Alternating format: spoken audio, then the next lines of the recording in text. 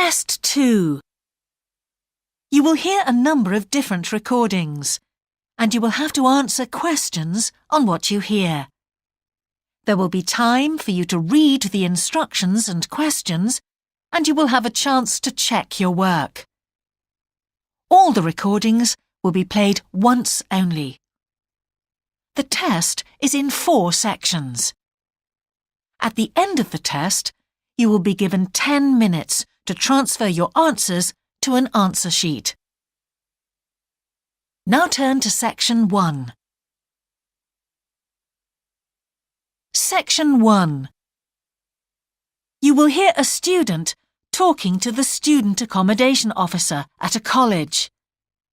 First, you have some time to look at questions 1 to 5.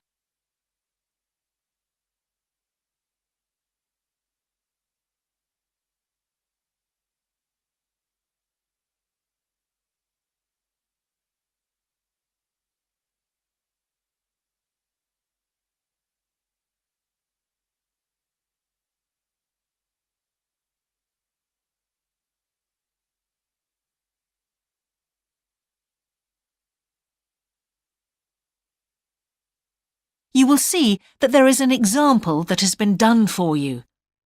On this occasion only, the conversation relating to this will be played first. Good morning. Can I help you? Yes, I've just been accepted on a course at the university and I'd like to try and arrange accommodation in a hall of residence. Yes, certainly. Please sit down. What I'll do is fill in a form with you to find out a little more about your preferences and so forth. Thank you. The student wishes to arrange accommodation in a hall of residence, so hall has been written in the space. Now we shall begin. You should answer the questions as you listen, because you will not hear the recording a second time. Listen carefully and answer questions 1 to 5. Good morning. Can I help you? Yes, I've just been accepted on a course at the university and I'd like to try and arrange accommodation in a hall of residence. Yes, certainly. Please sit down. What I'll do is fill in a form with you to find out a little more about your preferences and so forth. Thank you. So, first of all, can I take your name? It's Anu Bhatt. Could you spell your name, please? Yes, ANUBHATT. Thanks. And could I ask your date of birth? The 31st of March, 1972. Thank you. And where are you from? India. Oh, right. And what will you be studying? I'm doing a course in nursing. Right, thank you. And how long would you want to stay in hall, do you think?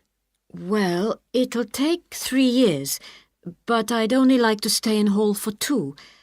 I'd like to think about living outside for the 3rd year. Fine. And what did you have in mind for catering? Do you want to cook for yourself or have all your meals provided? That's full board. Is there something in between? Yes, you can just have evening meal provided, which is half board. That's what I'd prefer. Yes, a lot of students opt for that. Now, with that in mind, do you have any special diet, anything we should know about? Yes, I don't take red meat. No red meat. Before you hear the rest of the conversation, you have some time to look at questions 6 to 10.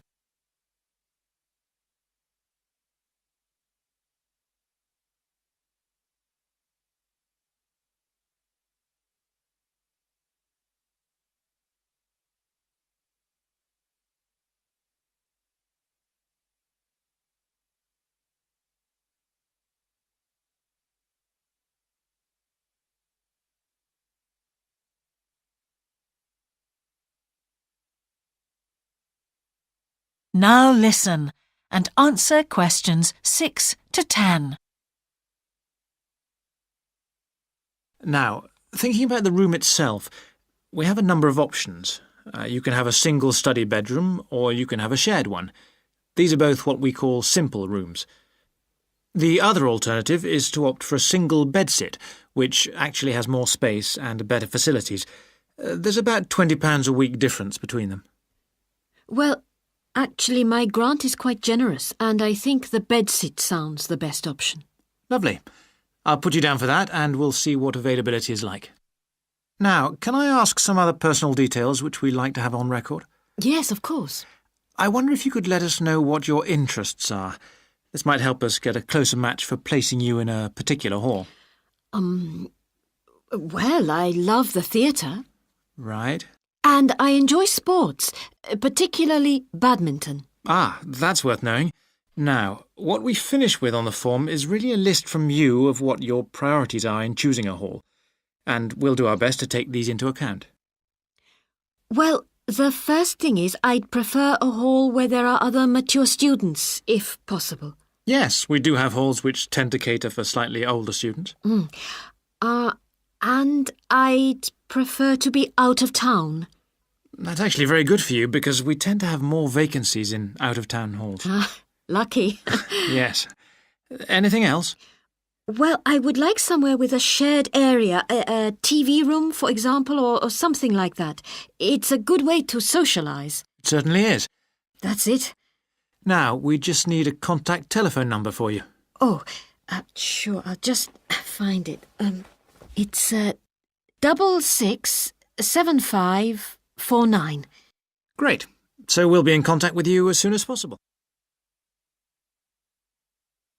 That is the end of section 1. You now have half a minute to check your answers.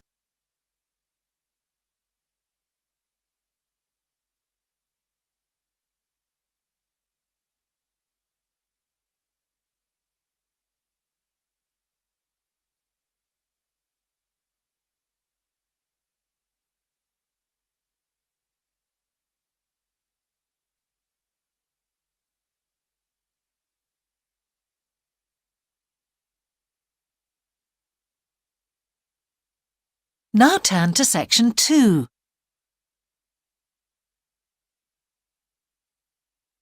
Section 2. You will hear a man giving a talk to new members of a wildlife club in the south of England. First, you have some time to look at questions 11 to 13.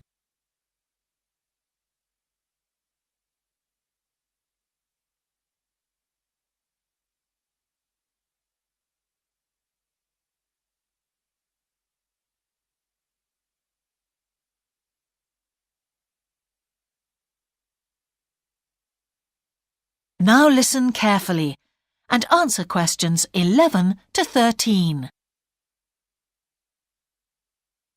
Hello, I'm delighted to welcome you to our wildlife club and very pleased that you're interested in the countryside and the plants and creatures of this area. I think you'll be surprised at the variety we have here, even though we're not far from London. I'll start by telling you about some of the parks and open spaces nearby. One very pleasant place is Halland Common. This has been public land for hundreds of years, and what you'll find interesting is that the River Ouse, which flows into the sea 80 kilometres away, has its source in the common. There's an information board about the plants and animals you can see here, and, by the way, the common is accessible 24 hours a day. Then there's Holt Island, which is noted for its great range of trees. In the past, willows were grown here commercially for basket making, and this ancient craft has recently been reintroduced. The island is only open to the public from Friday to Sunday because it's quite small, and if there were people around every day, much of the wildlife would keep away. From there, it's just a short walk across the bridge to Longfield Country Park. Longfield has a modern replica of a farm from over 2,000 years ago. Children's activities are often arranged there, like bread making and face painting. The park is only open during daylight hours, so bear that in mind if you decide to go there. Before you hear the rest of the talk, you have some time to look at questions 14 to 20.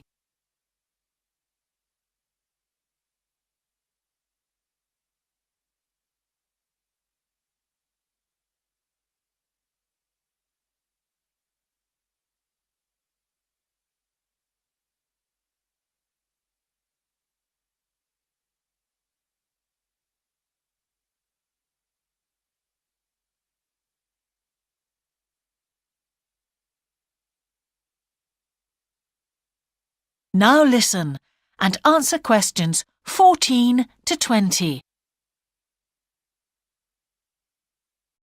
Longfield Park has a programme of activities throughout the year, and to give you a sample, this is what's happening in the next few days.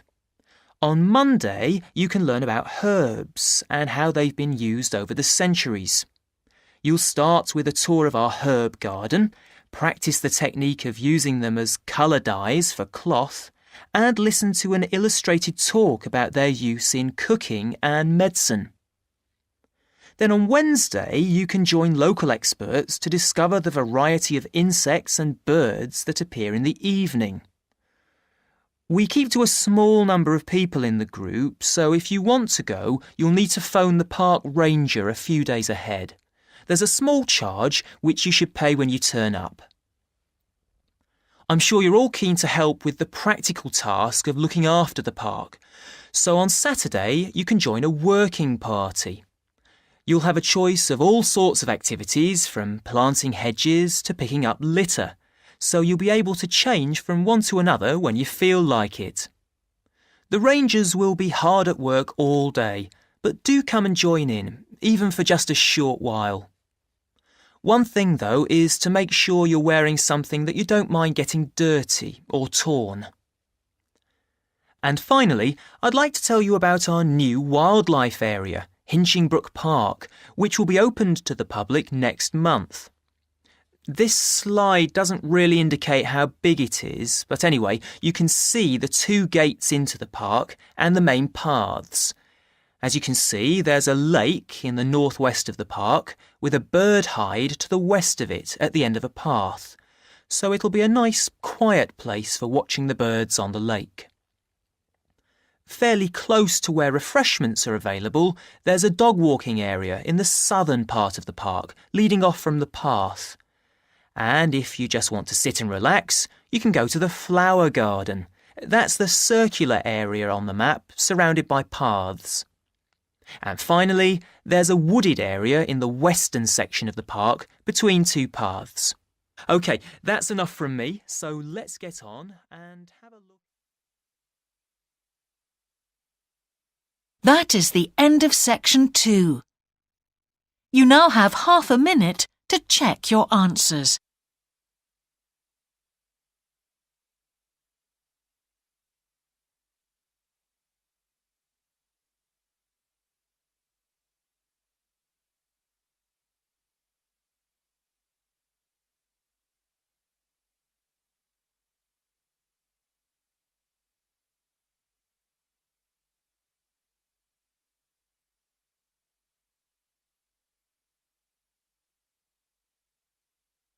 Now turn to section 3.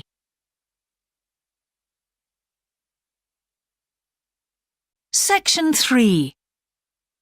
You will hear the Director of Studies in an English Language Centre and a student representative talking about their Self-Access Centre.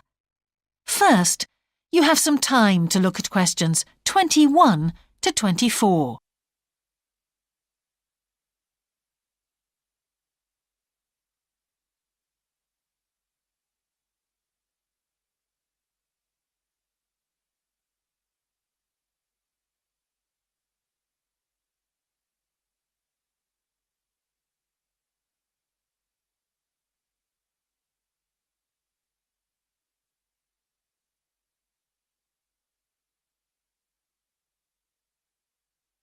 Now listen carefully and answer questions 21 to 24. Hi, Ewan. As you know, I've asked you here today to discuss the future of our Self-Access Centre. We have to decide what we want to do about this very important resource for our English language students. So, can you tell me what the students think about this? Well, from the students' point of view, we would like to keep it. The majority of students say that they enjoy using it because it provides a variation on the classroom routine, and they see it as a pretty major component of their course. But we would like to see some improvements to the equipment, particularly the computers.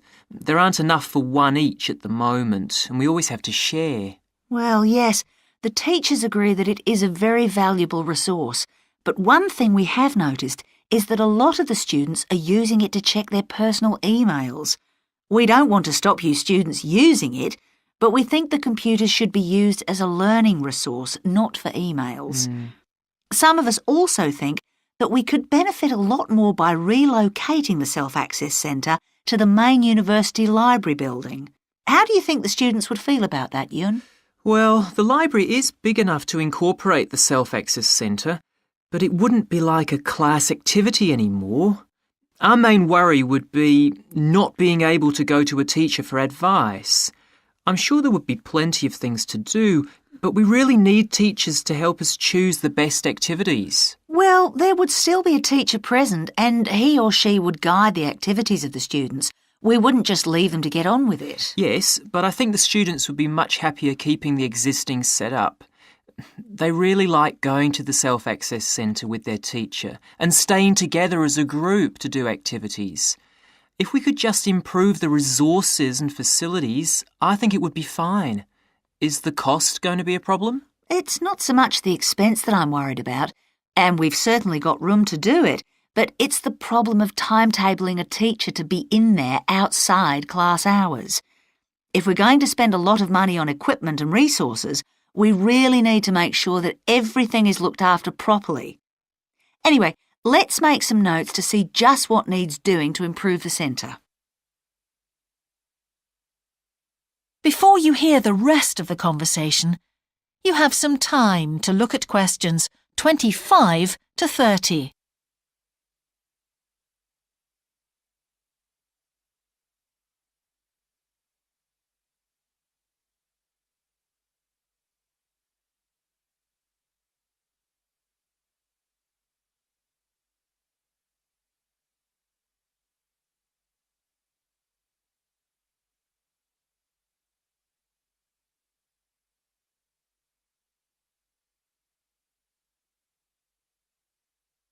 Now listen and answer questions 25 to 30.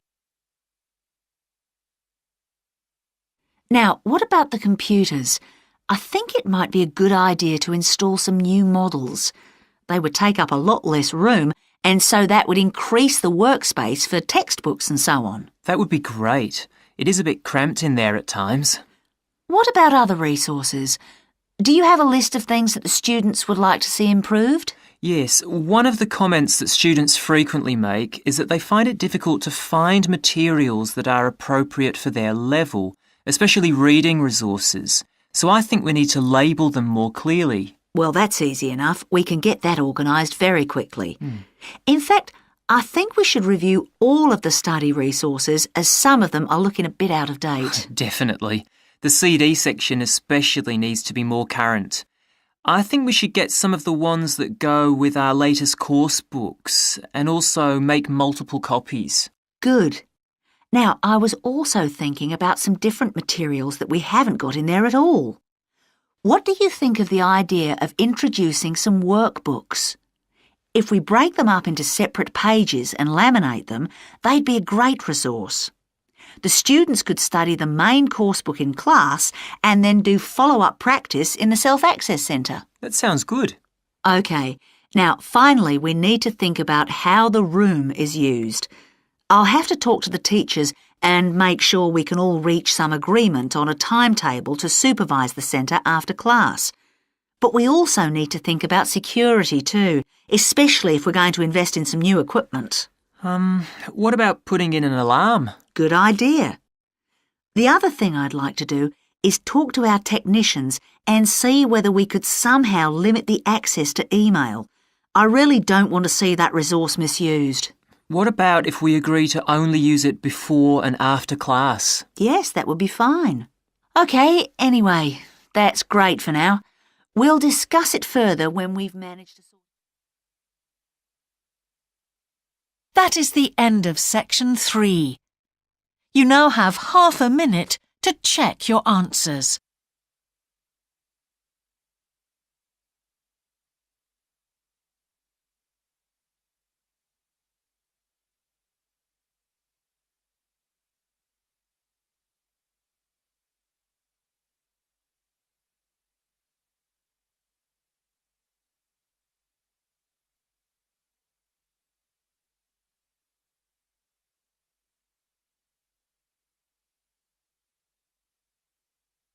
Now turn to section 4.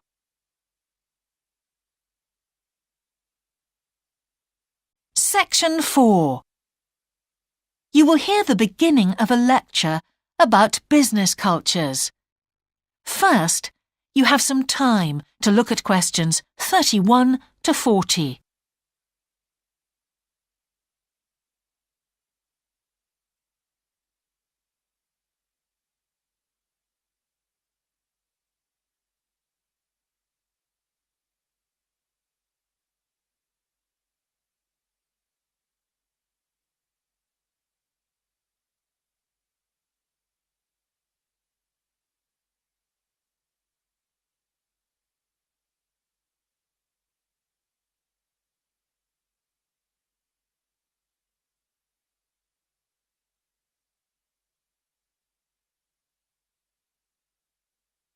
Now listen carefully and answer questions 31 to 40.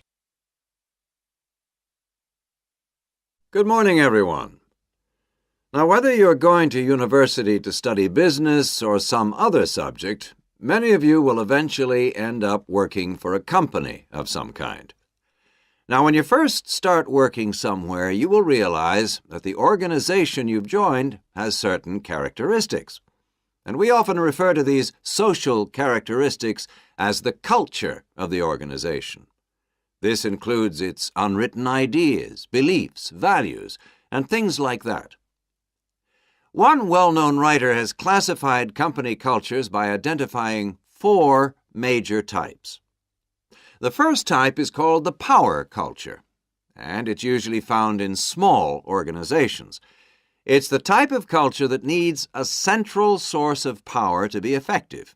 And because control is in the hands of just 1 or 2 people, there aren't many rules or procedures. Another characteristic is that communication usually takes the form of conversations rather than, say, formal meetings or written memos. Now, one of the benefits of this culture is that the organization has the ability to act quickly. So it responds well to threat or danger on the one hand, and opportunity on the other. But on the negative side, this type of organization doesn't always act effectively because it depends too much on 1 or 2 people at the top. And when these people make poor decisions, there's no one else who can influence them. And the kind of person who does well in this type of business culture is one who is happy to take risks, and for whom job security is a low priority. The next type is known as role culture. That's R-O-L-E, not R-O-L-L, by the way. And this type is usually found in large companies, which have lots of different levels in them. These organizations usually have separate departments that specialize in things like finance or sales or maintenance or whatever. Each one is coordinated at the top by a small group of senior managers, and typically everyone's job is controlled by sets of rules and procedures. For example, there are specific job descriptions, rules for discipline, and so on. What are the benefits of this kind of culture? Well, firstly, because it's found in large organizations, its fixed costs, or overheads as they're known, are low in relation to its output or what it produces. In other words, it can achieve economies of scale. And secondly, it is particularly successful in business markets where technical expertise is important. On the other hand, this culture is often very slow to recognize the need for change, and even slower to react. What kind of person does this type of culture suit? Well, it suits employees who value security and who don't particularly want to have responsibility.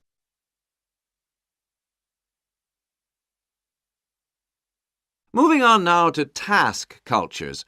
This type is found in organizations that are project-oriented. You usually find it where the market for the company's product is extremely competitive, or where the products themselves have a short lifespan.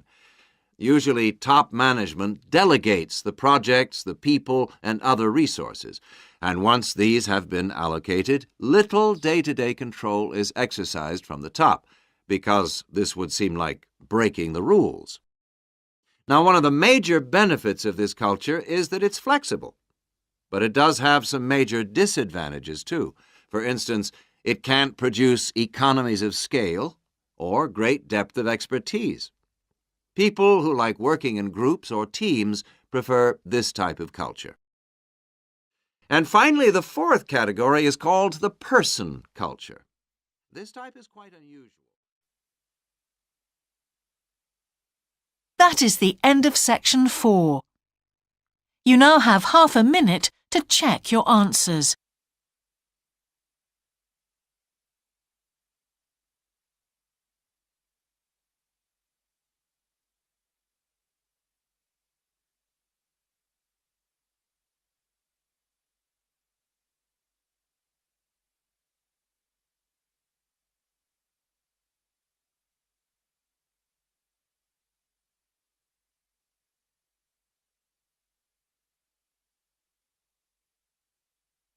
That is the end of the listening test.